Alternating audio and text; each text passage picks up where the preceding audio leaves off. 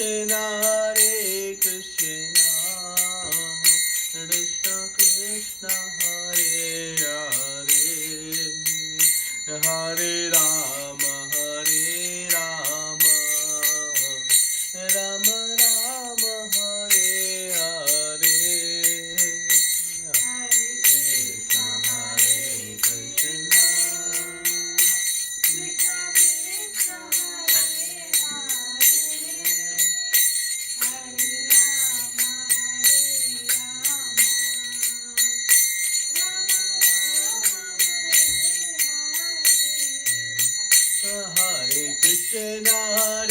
Krishna, Krishna Krishna, Hare Hare, Hare Rama,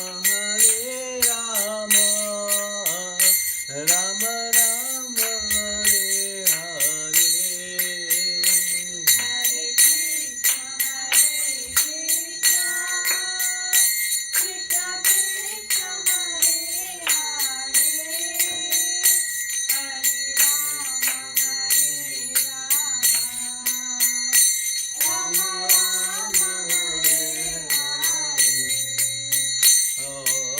Hare Krishna, Krishna Krishna, Hare Krishna Krishna Hare Hare, Hare Ram, Ram Ram, Hare Hare. Hare Krishna Krishna Krishna Hare Hare, Hare Ram, Ram Ram, Hare Hare. Hare Krishna Krishna Krishna Hare Hare, Hare Ram, Ram Ram, Hare Hare.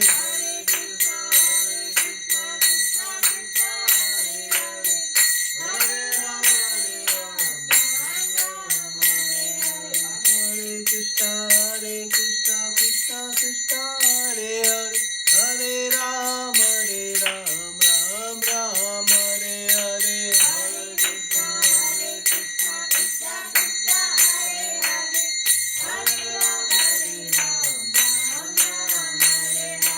Hare Krishna Krishna Krishna Hare Hare, Hare Ram, Ram Ram, Hare Hare.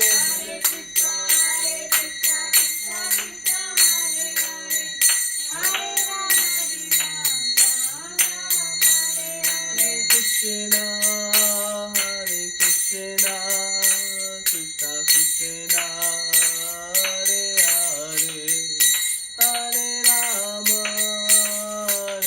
Rama, Rama Rama, Hare Hare.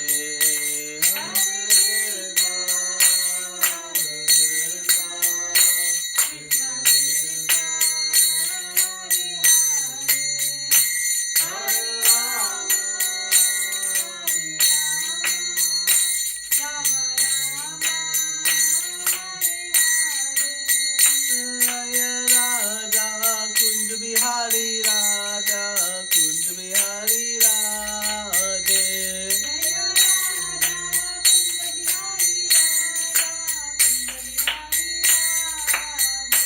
Raya Radha, Kunj Bihari Radha, Kunj Bihari Radhe. Radha, Kunj Bihari Radha,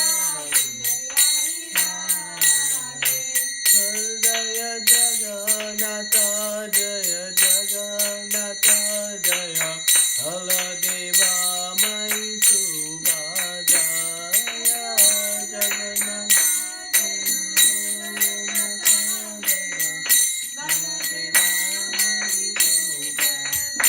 Jaya Srinath Ji, Jaya Bala Gopal, Jaya Srinath Ji, Jaya Giri Govardhan.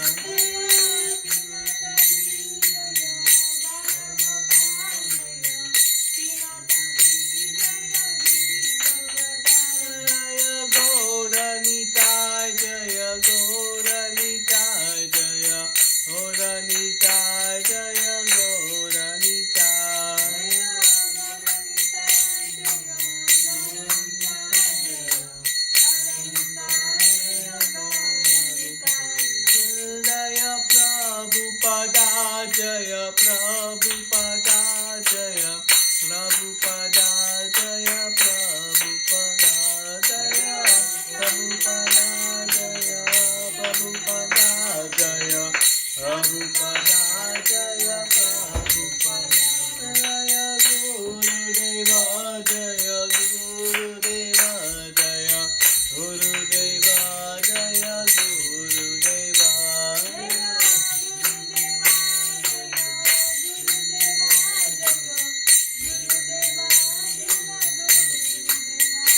Nitai Gaura Hari Bo Hari Bo Hari Bo Nitai Gaura Hari Bo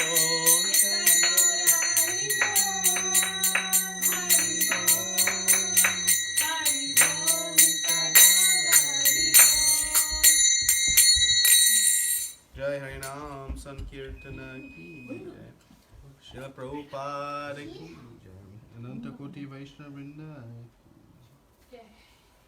Om Namo Bhagavate Vasudevaya Om Namo Bhagavate Vasudevaya. Om Namo Bhagavate Vasudevaya Om Namo Bhagavate Vasudevaya. Om Namo Bhagavate Vasudevaya Om Namo Bhagavate Vasudevaya.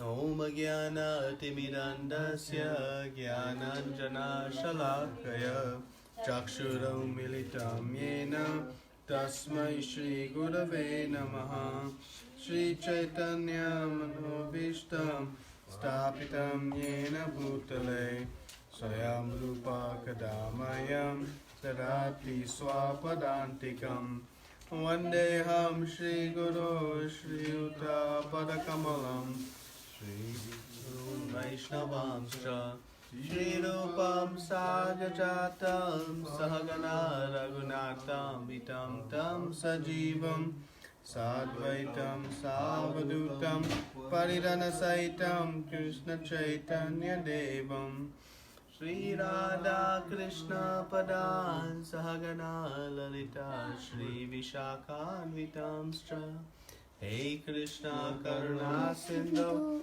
Dinabandho Jagatpate Gopesha Gopika Kanta Radha Kanta Namostute Tapta Kanchana Gaurangi Radhe Vrindavaneshwari Vrishabhanu Sute Devi Pranamami Hari Priye Vancha Kalpatarubhyascha Kripa Sindhubhyeva Patitanam Pavanebhyo Vaishnavebhyo Namo Namaha Namo Vishnu Padaya Krishna Prasthaya Bhutale Srimate Bhaktivedanta Swami Niti Namine Namaste Saraswate Devi Gauravani Pracharine Nirvishesha Shunyavadi Paschatya Deshatarine Jai Shri Krishna Chaitanya Prabhu Nityananda Shri Advaita Gadadara Shri Vasari Gaura Bhaktavinda Hare Krishna Krishna Krishna Hare Hare Hare Rama Rama Rama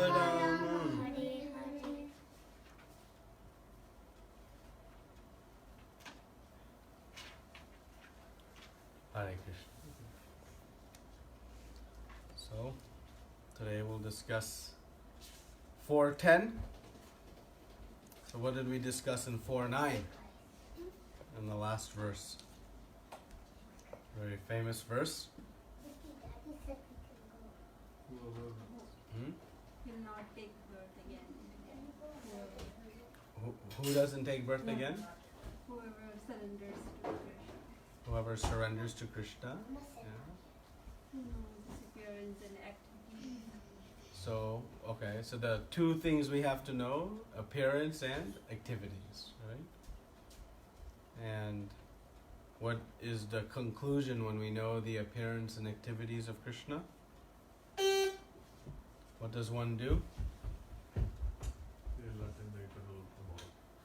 Yeah, Yeah, they'll attain the eternal abode. Right? Why? Because of the time of death, they will be able to remember Krishna. Because at the time of death, they'll be able to remember Krishna. Is that the only time they'll remember Krishna? When you know about Krishna's appearance and his activities?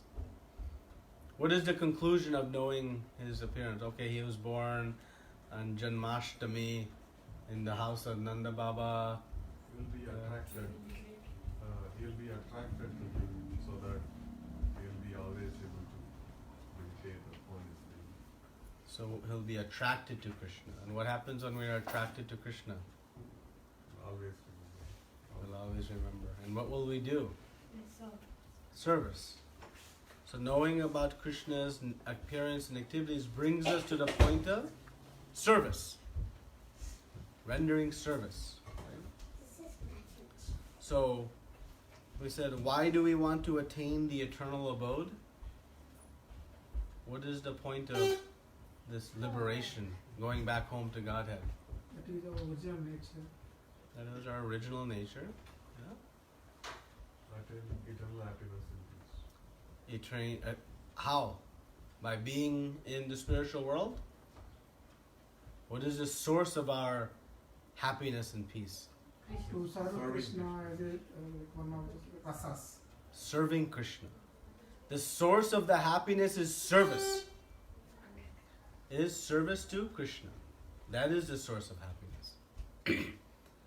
Changing our GPS coordinates itself is not the source of happiness. Right? So, by knowing about Krishna and his appearance, it inspires one to render devotional service. So that is the benefit. We've been talking about his appearance and activities, so we won't discuss too much. But in his activities, his pastimes, by studying the pastimes of Krishna, one comes to understand and appreciate Krishna's very sweet dealings with his devotees. And by seeing the sweet dealings of Krishna with his devotees, it inspires us to render service. Just like if there's somebody very famous in the world, right?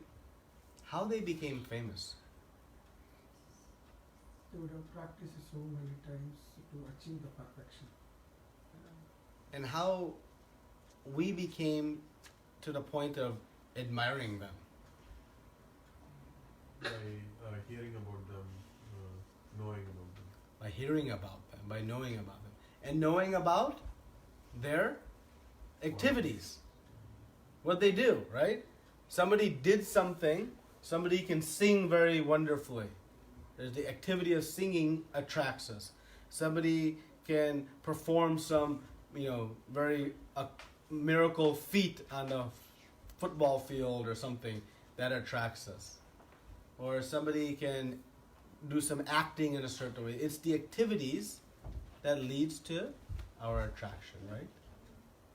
So when we hear about Krishna's activities, what happens? We We're attracted to it, right? So if the source of our happiness is service, it means we need love for Krishna, right? We're not going to serve unless we're not going to serve in the mood of pure devotion without anything in return unless there's love.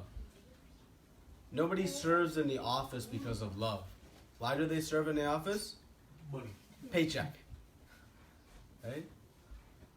So in order to serve Krishna in love, without any desire, we need some love.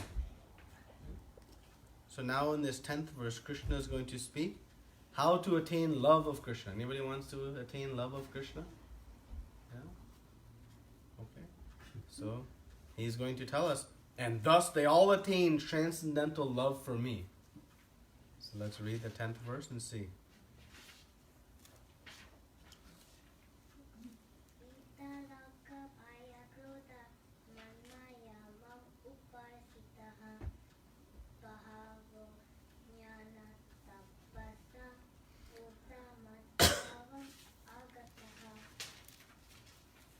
being freed from attachment, fear, and anger, being fully absorbed in me and taking refuge in me.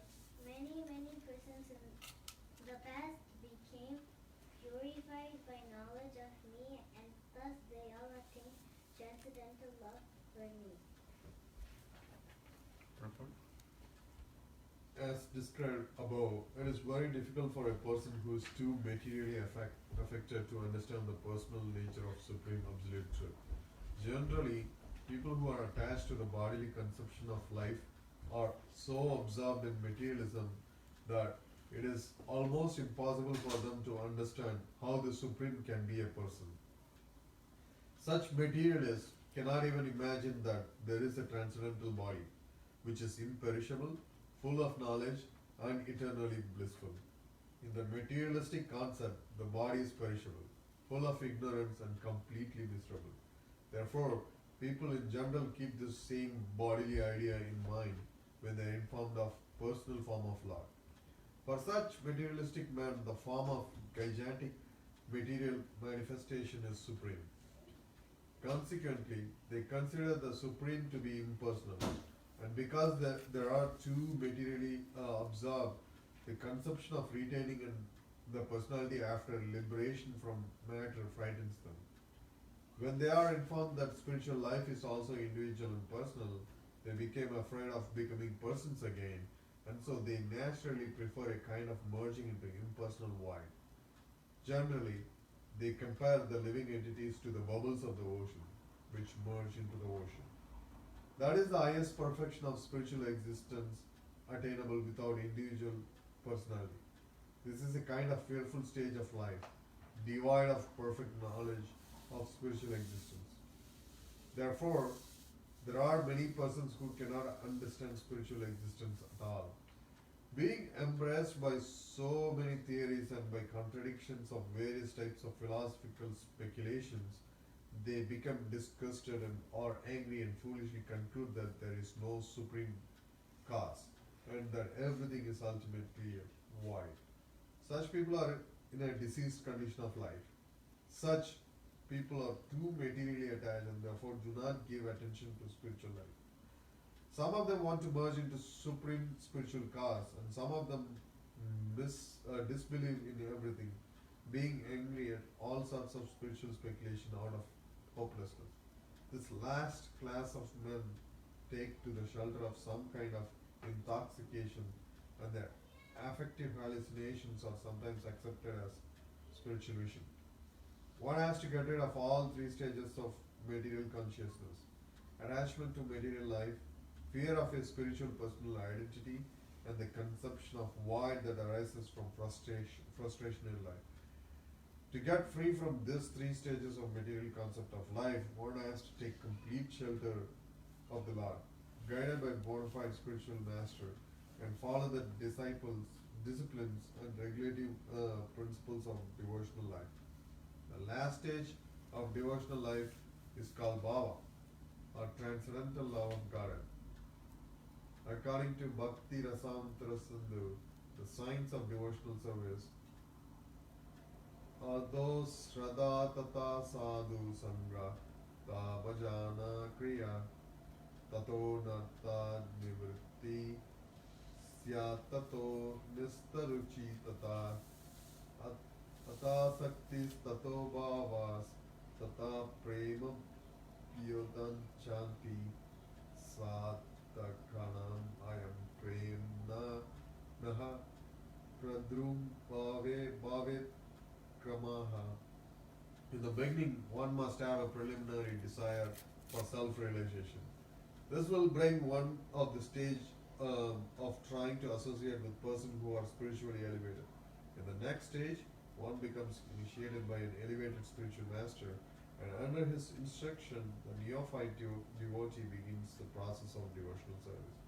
By execution of devotional service under the guidance of spiritual master, one becomes free from all material attachment, attains steadiness in self-realization, and acquires a taste for hearing about the Supreme Personality of God, Sri Krishna.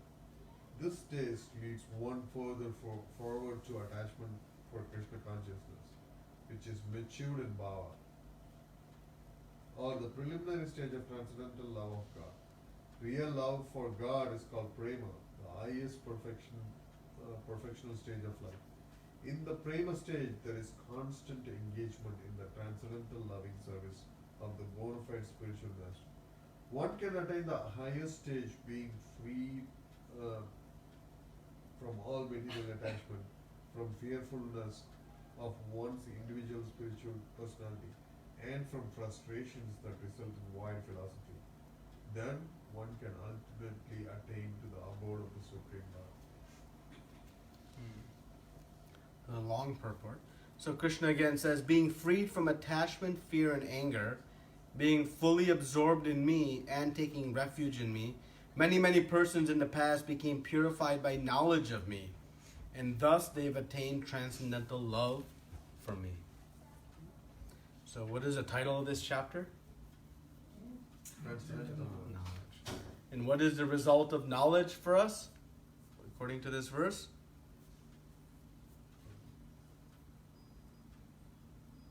You'll Know the truth. bhava, prema, Krishna prema. Just from the verse, what happened? What is the result of knowledge? Become purified by knowledge. Become purified, right? One becomes purified. So, the love for Krishna, right? Where is love for Krishna? Who has love for Krishna? Everyone. Everyone. But for most of us, it is dormant. Where is it lying dormant? Anger, greed. No, but where is it dormant? In the heart. It's right here. Right here. We have it in our grasp. Right? But how come we're not experiencing love? Maybe you all are, at least I am not. Why not experiencing? Other material attachments, right? Which in essence are the impurities in the heart, right? They're impurities. So when the impurities are so profound, so much, the pure love becomes covered, subdued. So how to bring out the pure love? By knowledge. We need to acquire knowledge, right? Which purifies. But is knowledge alone sufficient? Application. It's application. Knowledge about how to use the equipment in the gym, will that result in a fit body? No. No. You have to apply that knowledge and then work. Right? So acquiring knowledge is the first step to purification, because knowledge then should lead to action. Right? But if I go to the gym and I start manipulating the equipment, will it necessarily help? Maybe, maybe not. I may hurt myself. I may make the body worse. Right? So just acting also is not productive. So acting with knowledge, bona fide knowledge, that is a assured success in anything. In anything. So to awaken love, we need to acquire some knowledge. But then we have to apply that knowledge. That's called Gyan to Vigyan. Realize knowledge. So that's the path of purification. And when we purify, then this love from Krishna, love of Krishna, will blossom again. It is there, lying dormant. And in the Bhakti Rasamrita Sindhu, Rupa Goswami gives us this verse, Kriti Sadyat Bhavat Sadhya Bhavana Nitya Siddhasya Bhavasya Prakutam Riddha Sadyate. That by the practice of sadhana, bhakti, the love which is lying dormant in the heart will awaken. That is the potential of sadhana bhakti, doing our devotional service. So it's saying, now how to awaken this is by doing our sadhana, by doing devotional service, by doing chanting, reading, rendering practical service, these different angas of bhakti. Right? So that will awaken this love of God. So Krishna is saying here now, being freed from attachment, fear, and anger. Right? What kind of attachment is he referring to? Material attachment. And what is the consequence of material attachment? Why should we be free from material attachment? Suppress the pure love. It'll suppress the pure love. And how so? I agree. But how will material attachments suppress our love for Krishna? Material attachment leads to bondage, leads to suffering.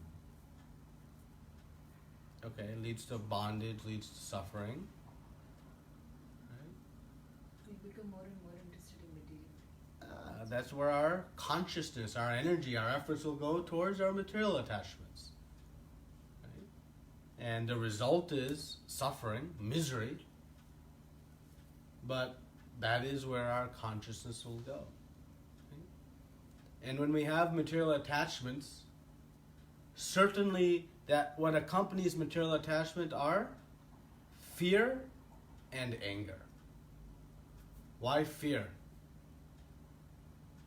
If I lose something, You lose something, what you become? Fearful.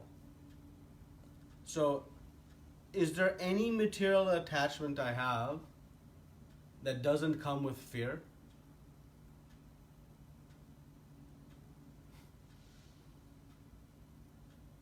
Any? Everything is temporary, so Because everything that you are attached to material, you're going to lose. Right? We only fear losing things that we care about, that we value. That is fear. I am fearful to lose something that I value. So a materially attached person, they're always full of fear. And what is the ultimate fear of the materially attached person? yeah, Death. And why death? he's going to lose everything. He's going to lose everything. you don't know where he's going. And he doesn't know what's next. Yeah. So he convinces himself nothing is next. It's void. And by doing so, one can have some semblance of conscience to do whatever they want now. If they have some understanding that next is coming another life, then they have some cause for worry about today's actions. Right? So the material attached person is always in fear. But what about the devotee? Devotee has any fear? What is it that the devotee, the spiritually minded person, values? Am I able to serve? Their bhakti, service to Krishna. For the devotee, that is never lost, even at death. So the devotee is fearless, no fear. But the material attached person is full of fear. Because everything that one is attached to will ultimately be lost. So there's fear. And anger. Where does anger come from? Love. Love. Anger comes from love? Yes. Comes from lust? Yes. Greed, greed. Unexpected. When When unexpected things happen. unexpected things happen. Right? My material attachments, what happens when they're not satisfied? When my desires are not satisfied? And Become angry. Just ask a small child. and their desires are not satisfied, what do? They become angry. And we exhibit it in many different ways, but that is the result. And are there any material attachments that become satisfied? Satiated? They all result in misery and anger. So, Krishna is saying one must become free from these three things. And it starts with material attachments. Right? So then the next step, Krishna says, is being fully absorbed in me, in Krishna. So how to become fully absorbed in Krishna? Pure devotion. Yeah, but how to become inspired to do pure devotional service? Like, when will be absorbed in Krishna? By listening, Hmm? by hearing about him. By hearing about him. What does hearing about him do? We keep thinking about him. We'll keep thinking about him. But when we hear about him, why will we keep thinking about him? Attraction. There's attraction. Right? So, if we are, going next week on a beautiful vacation place somewhere, to Hawaii, what our thoughts will be fully absorbed in? About that place. Going to Hawaii. Do I have to try to think about it? No. If I have $1 million in a bank account, somebody just gave me $1 million, where will my whole consciousness be? Absorbed in? Dollars. $1 million. Why? Yeah. Attracted to it. There's attraction to that, right? There's some attraction to this. Is it difficult to be absorbed in the thoughts of Hawaii or $1 million? No, it's so easy, right? But when we say being fully absorbed in thoughts of Krishna, what do we think? We need some. It's impossible. I can't even chant my japa and think of Krishna. How to be fully absorbed in Krishna? It's impossible. That is what we think, right? But now we know it's difficult because what is missing? Attraction. Attraction for Krishna. But what is the Krishna means? Attraction.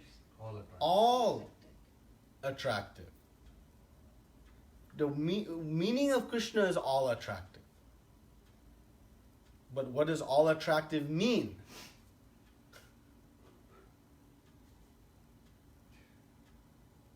What does all attractive mean? Never Hmm? go disappointed. You'll never be disappointed. It means everything. If I'm coming to Krishna consciousness and I have, making some progress in spiritual life, but still I have some material hankerings, right? Some things I'm holding on to. Why do I hold on to them? I know they cause bondage. I know they create lust and anger and greed. I know this, at least conceptually. But still I am hanging on to them. Why don't I let go? Because fear of losing. Fear of losing. Fear of trading this activity for another Krishna conscious activity. I don't want to trade something and get less happiness. Right? That is the only reason I hang on to material activities is because I want to, just like if I'm driving an old 20-year-old car and someone now brings a brand new BMW. Will I remain attached to my old car? Oh, it's been such a nice servant to me. It has taken me to this memorable place and that memorable place. In a moment, we'll give it up. Because we're getting something better. So the only thing preventing us from detaching from our material attachments is understanding the superior nature of Krishna. So Krishna, he's all attractive. Whatever we find attractive in this material world, Krishna possesses in unlimited quantity. Anything you see, anything we see, anything we experience, that rasa we get, the sweetness we taste in any material attachment, Krishna contains that in unlimited quantity. So if I have knowledge of that and actually understand it, then what is the natural result? Where will my absorption go? Krishna. When I am absorbed in Krishna, is it difficult to be detached from material nature? Material world? Is it difficult? No. Was it difficult to detach from that 20-year-old car? No, because you attach to something better. Right? So when we attach to Krishna, being free from attachment, material attachments, it's easy. Where will there be any fear when you're under the shelter of Krishna? There will be no anger. So being free from attachment, fear, and anger, when fully absorbed in Krishna, then transcendental love for Krishna comes. Right? So knowledge is the base, the foundation of knowing who am I, who is Krishna, what are these material attachments, what is his nature. Slowly starts to increase. But we have to apply this knowledge. So if I have all this knowledge, but still my material attachments are not there, what does it mean? Sorry, my material attachments are still strong. What does it mean?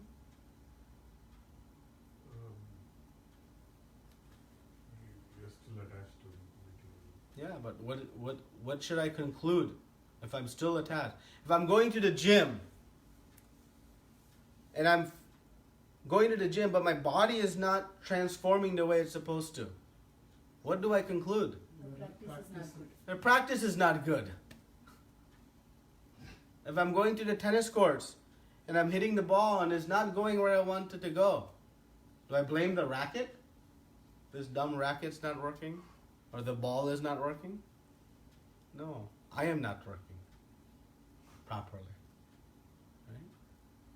So how to, equipped with this knowledge, put it into practice?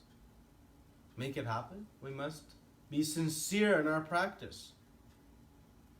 The knowledge we have, now its application is what is lacking. We have to apply this knowledge. Krishna is all attractive. Nothing else here is attractive. Krishna is my eternal Father. Okay, I'm not having love for Krishna yet, but I know it's there only. Let me work towards that. And when we started school, university, we didn't love the process of studying and writing exams. But what we knew was at the end of it would be one piece of paper, which would then be the step towards making money. And thus, it was worth the effort. Right? We had faith in the end outcome, and so we persevered. Even though we had challenges, we had different setbacks, maybe doubts, but we stayed fixed. So how to stay fixed in devotional service? Understanding the fruit of bhakti. What is the fruit of devotional service? Krishna Prema. Krishna Prema. Love of God. It's so sweet. So incalculable bliss and happiness. If you take all the happiness of the material world and multiply it 1 trillion times, it does not amount to one tiny fraction of the bliss of love of Krishna. If we have faith in that, then how sincere our practice will be.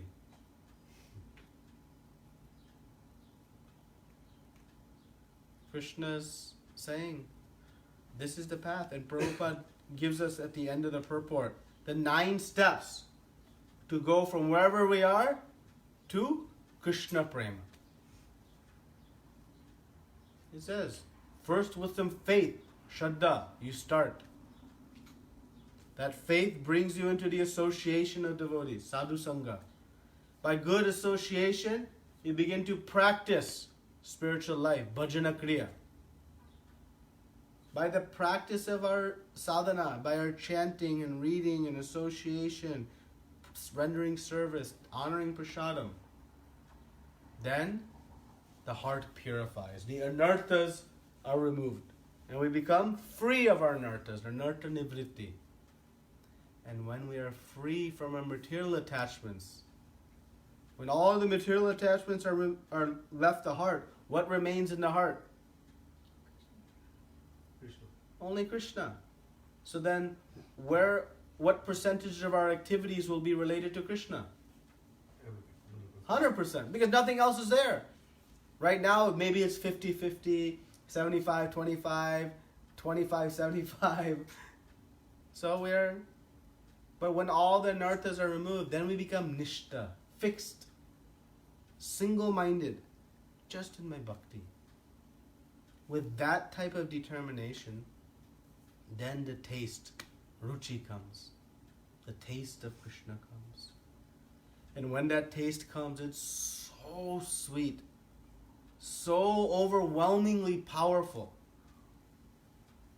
that when you taste something sweet, what do you immediately want to do? Take it more. One's not enough? You want 2. And then 3. But when you're taking gulab jamuns, eventually that sweet taste becomes unpalatable. That is nature of material world. But in Krishna's name, sweetness, each time we taste the holy name, the next time is even sweeter. And so now knowing I've chanted Krishna and that was sweeter than the last one, what do I want to do again? Chant one more time. And one more time. And one becomes a Shakti, addicted, attached to chanting. Because it's so sweet, so blissful. And when that stage is reached of this attachment, intense attachment, then Baba manifests. The preliminary stage of Krishna Prema. So, the path is very clear. Step by step it's given. How it will happen? We have to firmly establish within our heart that there is no greater goal than to awaken love of Krishna in our heart. And then, be sincere in our practice. Simple as that. My body is not being fit in the gym, it means I'm not being sincere in my practice. Something is wrong in my execution. Let me become sincere. Then it'll happen. So, this is the 10th verse. Any comments, questions?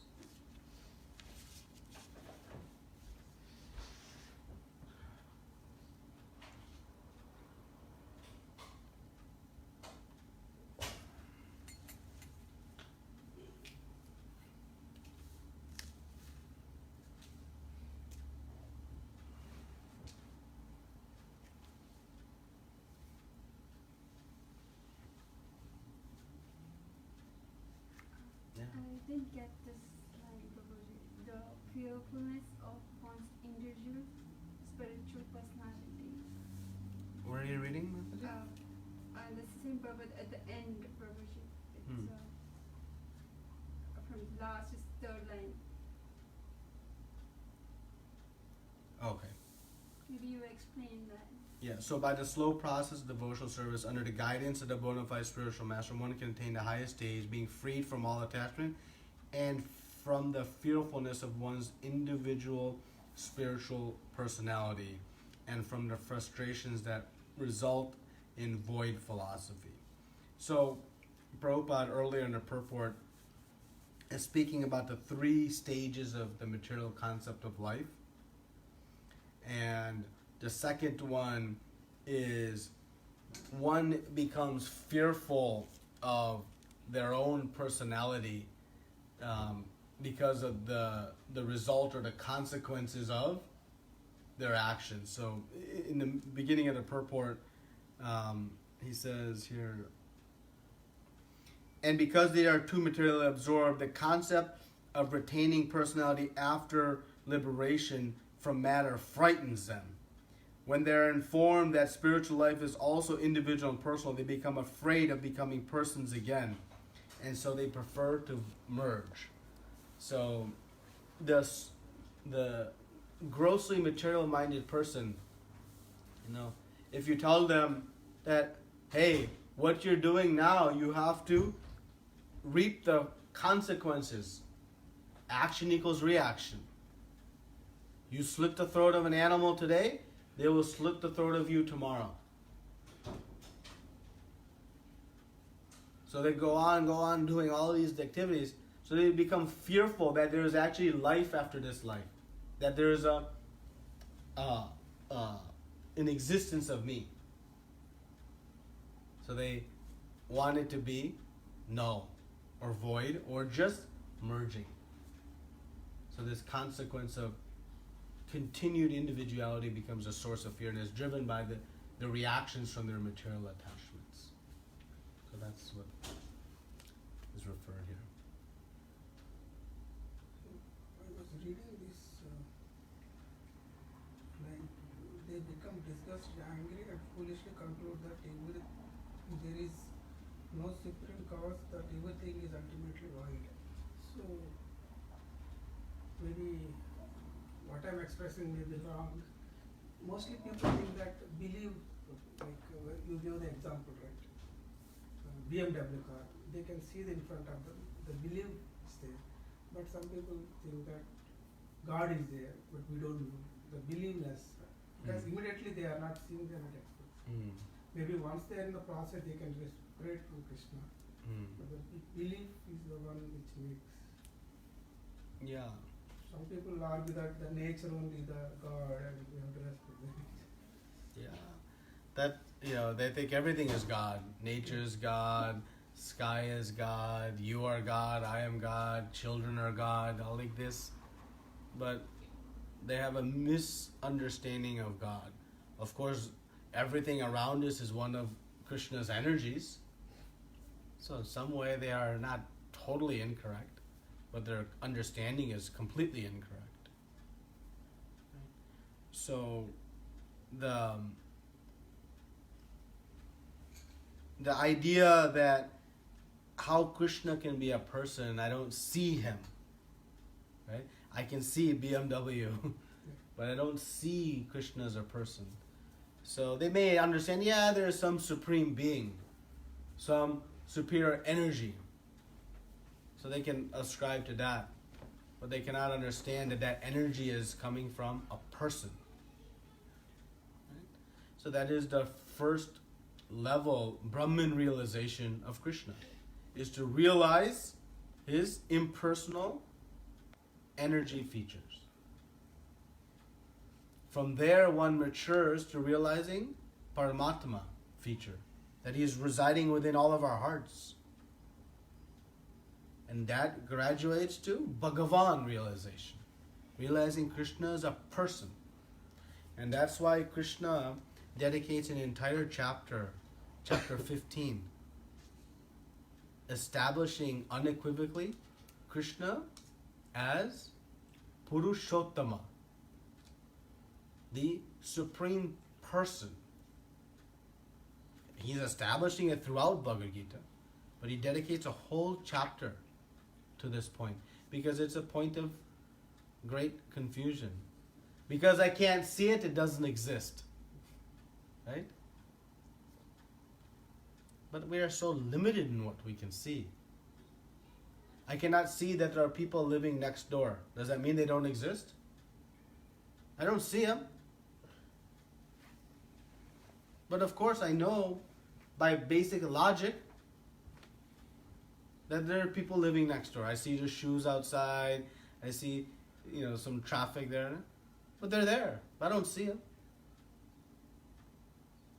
I don't see that my heart is pumping blood in my body and moving it around. But do you have a heart? You're convinced of it? Even before you could take imaging and all that, you're convinced of it. I don't see my mind. Do you see your mind? But you're convinced of it. Okay? So you're convinced of it by the effect. So similarly, the existence of Krishna is undeniable. But ultimately, knowledge from Shastra has to build our faith and conclusion. Our own mind. Actually, we have some spiritual group in WhatsApp from college people. Some people say Bhagavad Gita, some people deny that this kind of things like we are not seeing, we are not. That's what where I'm coming. Some people debate a lot on that. Ask them, do they believe Mount Everest exists? But how many of them have seen it? Why you believe it exists, but you have not seen it? Because some authoritative source of knowledge says it exists. So you believe it. Oh, but if you take Bhagavad Gita, you are sentimental fools. But the same knowledge, source of aspect of knowledge, they're taking as fact. Why? Because it's convenient. It's foolish. It's foolish. Most knowledge we have, this vast majority of the knowledge we have, we've only got from hearing. Anybody has been to Hawaii here? Does it exist? Is it nice?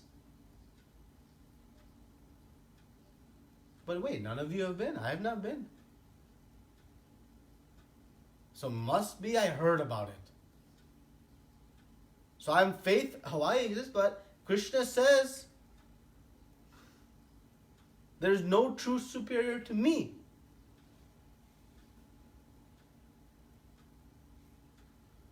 But now I can't take that knowledge from Shastra, but other knowledge I can take from Google. It's foolish. What can we do?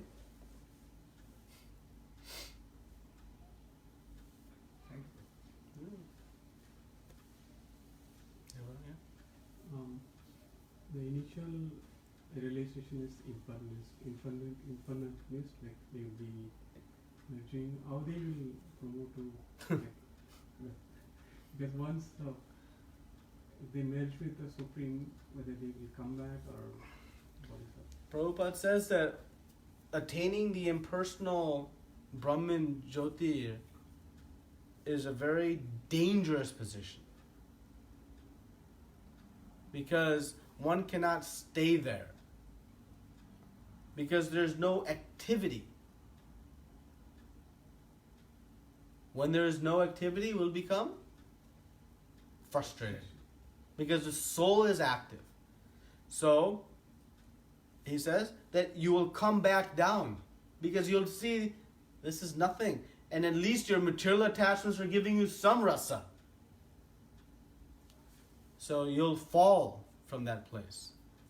Some innocent impersonal folk can continue to progress. But most impersonalists, they have envy of Krishna. Why they want to deny the form of Krishna? If God is a person, okay? If God is a person, there's one conclusion that frustrates many of these impersonalists, which is, that means you cannot become God. If God is energy, impersonal, then I can argue that you can also blend into the overall existence of God. And so then I can rationalize, oh, I can become God. Well, that's maybe sweet to hear for the ignorant, but it's foolish. So those who deny the existence of Krishna as a person to facilitate their desires to become God, that is a very hellish condition. There are some impersonalists who just don't know about Krishna as a person, right? So it's out of ignorance. There's hope for them to continue to progress. But if one says, no, this Krishna speaking, this is not Krishna, the Supreme Lord, his form is Maya. If I say, Prabhu, you don't exist, is that a very complimentary thing to say? No, it's out of envy and hatred that one would say that. So when one says Krishna doesn't exist, that is the most offensive mentality one can take. Right? So because of the offensive mentality, one will fall. The first level is the impersonalist, and the second level is Paramatma. How this Mayavadi classic or whoever believe that the Brahmajyoti, how they will promote or They won't. yeah. They won't. It is not that you have to go from first stage to second stage to That's third what- stage. Yeah. No, Krishna says, Patram Pushpam Phalam Toyam. No. You go straight to Bhagavan realization. It is not that you have to go sequentially. Krishna is giving the speed pass. No line. They won't able to come to the next level. Means they will. It's very rare and very difficult. Very, very difficult. As Krishna himself says that. He says these paths of Jnana Yoga to Ashtanga Yoga, it's many, many lifetimes. And it is full of risk. Because you may get diverted, distracted along the way. So take the easy path. And the powerful path. He says bhakti includes all the benefits of all the other paths. But one more aspect is there. And that is the opportunity to serve Krishna eternally in his spiritual abode. Okay? So he is not suggesting. That's why he's saying sarva dharma. All other religion, you abandon it. And just surrender. So, but it is virtually hopeless. Just like it's virtually hopeless to climb the top of 120-story building by taking the stairs. It's possible. But it's They have strong faith in that. yeah. But their faith is misplaced. Everyone has faith. Spirituality is not only about faith. Material life is full of faith. Think how much faith you have in electronic numbers. All your wealth is in a number that shows up on an online statement in a bank. Have you seen your green money? 100% of your wealth, besides what you have in your wallet. No, but you spiritualists have faith. You have so much faith in the banking system. Or credit card, nothing is not. You have faith. You have faith in the airline who flies you from point A to point B. You go and get your hair cut and you have faith that the barber won't.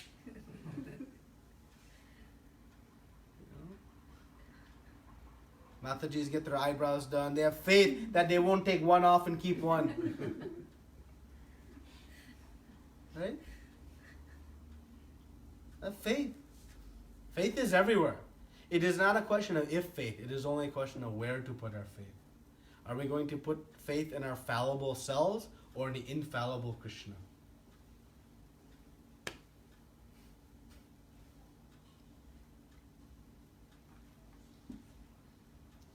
I say faith is for the weak.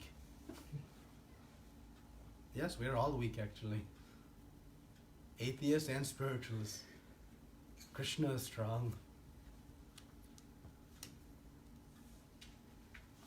Any other questions, comments? Good discussion today. Any more, Madhuri? No? Anything else? So I can ask you. At the Bhakti-rasam vector devotion, I was reading that they mentioned that when you do the service, you, correct me if I'm wrong, you become demigod kind of thing, then why you want to become demigod kind of thing? It's not that you become demigod, but one obtains those qualities. The Devatas are very high, elevated personalities. They're very divine qualities. It's quality will get, The not qualities. will not. No, obtaining the demigod is not the goal of the pure devotee. But remember, the demigods are very advanced personalities. Right? And they're very nice qualities. Pious, humble, tolerant, generous, tranquil, peaceful, like that. So it's acquiring the qualities. Then Krishna will give the divine and demoniac qualities in the last part of Bhagavad Gita. He'll explain these qualities like that. That's what's being explained there. Thank you. Anything else? Okay. So we'll chant. Srila Prabhupada ki jai. Ananta Koti Vaishnavinda ki